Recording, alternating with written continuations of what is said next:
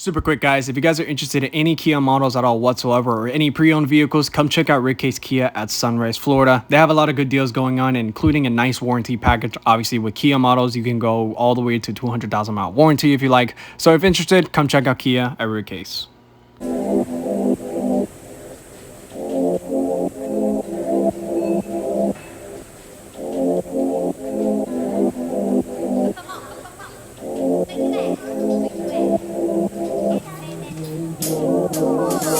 Oh yes, the Bronco finally being reintroduced back in 2021 as a normal twin-turbo V6 SUV, or you can also get a 4-banger turbo. However, the Bronco has quite a bit of history. One of the most significant pieces of history was definitely the police chase that O.J. Simpson had with his white 1995 Ford Bronco. This made headlines back then, granted due to the fact of the history behind O.J. Simpson, but also his white Bronco. But the Bronco goes all the way back in the 1950s to the 60s. Obviously, given the first generation, it did compete against the Jeep Wrangler. You were able to take the doors off. You had a nice good old V8 in it. But now the new Bronco has changed, and let's go check out some of the features. Alright, so I am sitting in a Bronco Raptor, and my initial thoughts, since I've had a little bit of experience with Broncos, to believe it or not, this thing is tall.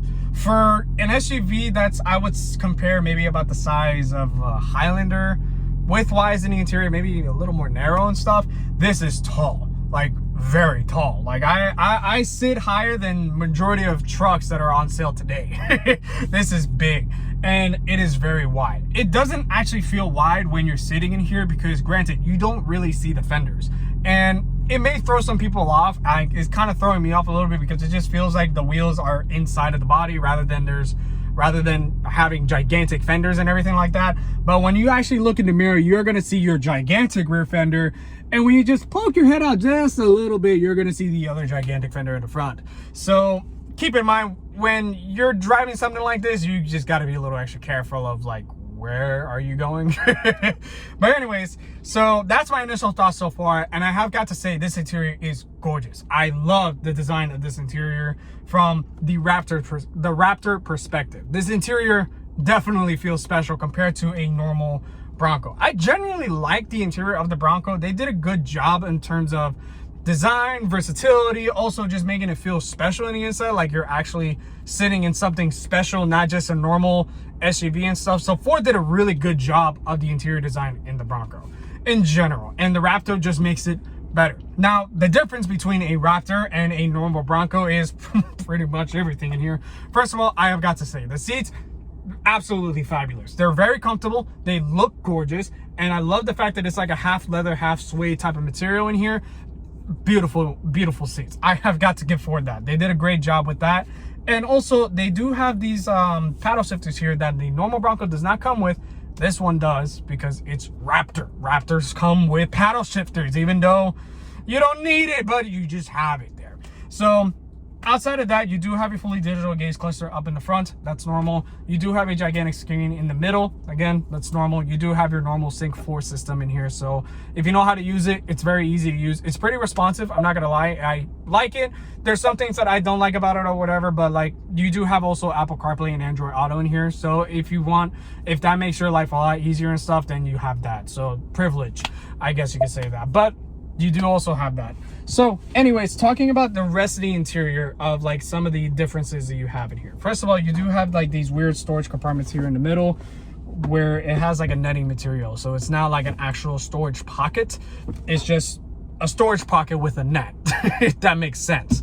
So what you also do have in the front, the steering wheel is pretty much exactly like a normal Bronco, excluding, you know, like the design and everything like that. You do have a racing stripe in the middle that indicates that you're in something special, something fast, something that can basically go off-roading, you know, around maybe 50 feet in the air. You can do that if you really want to. But anyways, you do also have these buttons here in the bottom, and also you do have a Raptor logo here. Again, another indication where you do have a couple of drive modes. So you do have an exhaust mode to where you can make your exhaust louder. And there is a minor difference. It's not a dramatic difference or anything like that, but it sounds pretty good. I will make a little exhaust clip, but just to kind of share in the inside.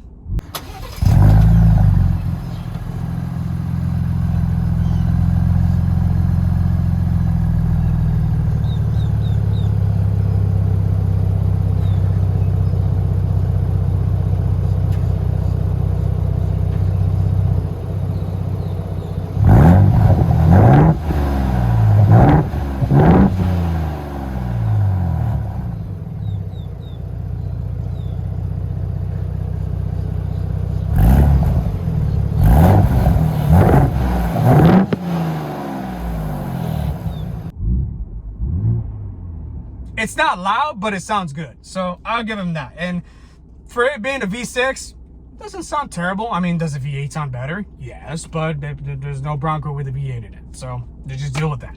You also do have your R mode, which I guess it tells you of exactly all the information of what mode every single thing is.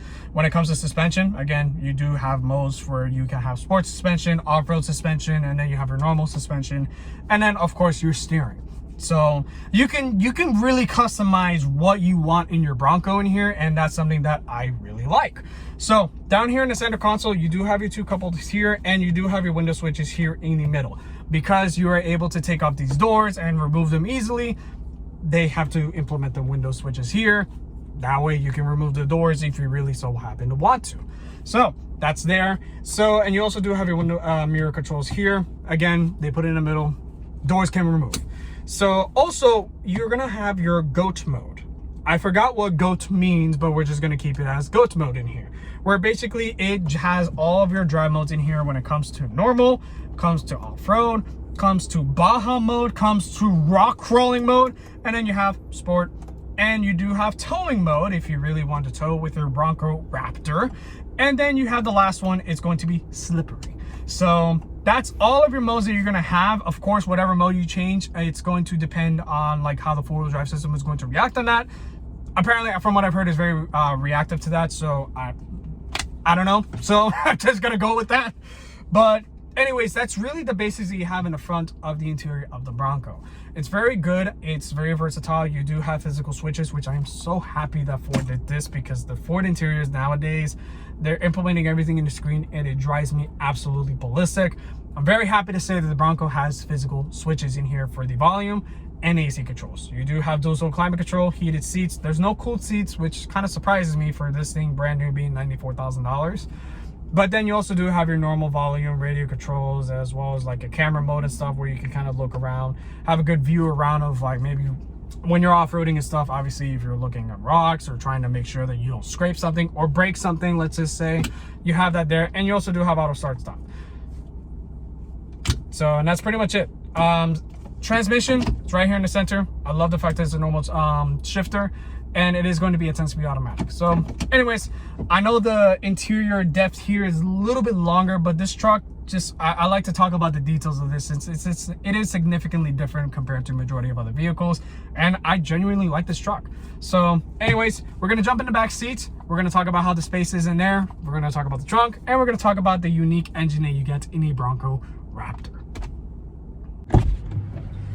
Okay, so I kind of want to talk about just a perception of how tall this vehicle is. Mind you, I'm 6 feet tall. This Bronco is taller than me, which is weird. I would expect a full-size truck to be taller than me, typically. But an SUV that's, like I said, maybe a little bit bigger than a Toyota Highlander, this is big. And getting in, it is a pain in the ass. So to kind of get in, you do have these side steps, which I would assume it would make it easier, but the thing is that the door doesn't really open really much wider than this. So obviously you have a tight entry, and when you put your foot in here, my knee is already really high up. You do have a handle here that you can get in, and then after that you can try to climb in. Not the best placement, and I wish this door opened wider, but I guess engineering or whatever. But anyways, so now we're sitting in the back seats of a Bronco Raptor. I have space. I can fold my legs in if I really want to, but my knees do hit the seat if I lay them out. So obviously you just spread them out and you'll be completely fine. After that, you do have hard touch plastic right here behind the seat. Utility, I guess. You do have a bunch of like vents here that I guess you can hang as many things as you want. So I guess if you want to just hang your beers back here, you can, and just do whatever you want to do after that. You also do have this netting storage here, which honestly, you're not going to be able to store that much stuff in here. It's very small.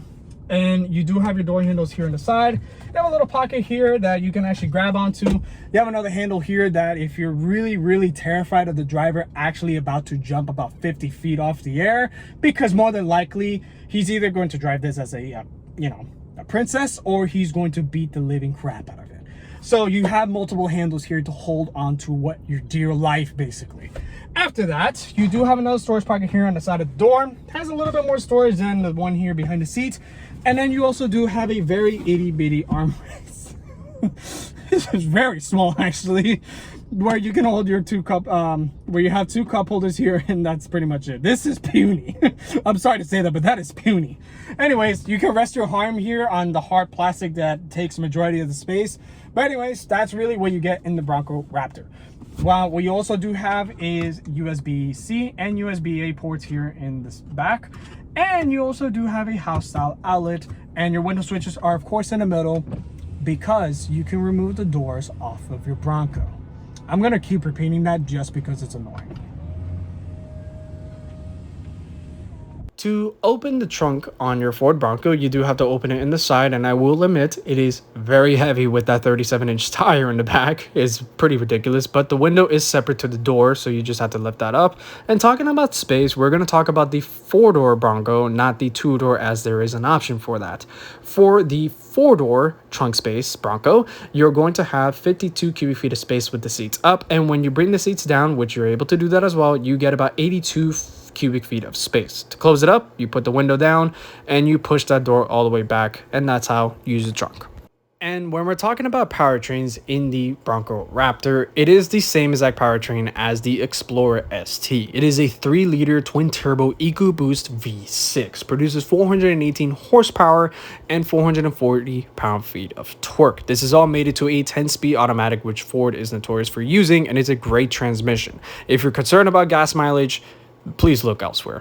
Gas mileage left the chat on this one. All right, so my final thoughts on the Bronco Raptor. There are some things I'm going to bash on, and there are some things that I'm going to praise on it.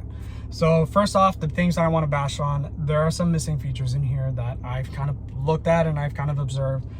And when you're spending $90-something thousand, or at this point over $100,000 in these things, because markups and inflation nowadays, there are some things that you're expecting in here. And one of the biggest misses in here is just a couple things. I mean, there's no wireless charging in there. There's no cooled seats. I don't know if it's an option, but if it's an option for a pretty much $100,000 SUV, that's a little disappointing in my opinion.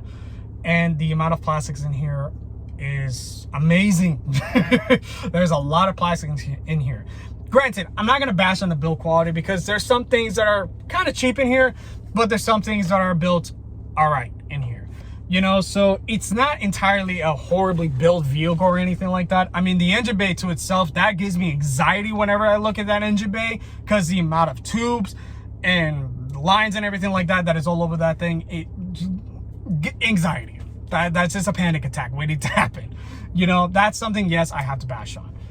Other than that, you are sitting in something special. In the end of the day, when you're sitting in a Bronco and you're sitting in a Bronco Raptor, there is a huge difference of what you're sitting in. For one, when you're looking out of the hood, you're already going to see this gigantic black vent over here that is functional, by the way. And it makes you feel special. It makes you know, holy crap, I'm in a Raptor. Let alone the racing stripe in here, the steering wheel, this fact that it says Raptor, and all around in the interior in here, they made sure that they made this truck known as a Raptor. Before, Ford wasn't really much of a company that cared what the interior is, but they started to invest more in the interior to make sure that you know what you're driving. And the Bronco Raptor, I will say, they did a great job in terms of making sure that you know what you're driving compared to a normal Bronco. Great job on that aspect. But $94,000 for this thing, it is asking for a lot. And the fact that this thing costs more than a normal Raptor, the normal F-150 Raptor in this case, that's a lot to ask for. Especially since, you know, even the Raptor R, that's another expensive vehicle, but it's, to be honest with you, at this point, it's about, what, $20,000 more, and you get a V8 in that thing. This, It's a twin turbo V6, and I'm not saying that it's a bad V6 or anything like that. It has twin turbos, has 400 horsepower. I know this thing is a powerhouse, and I know this thing rides amazing. I'm pretty sure. I've driven Broncos before, especially compared to Wranglers. I've driven those too.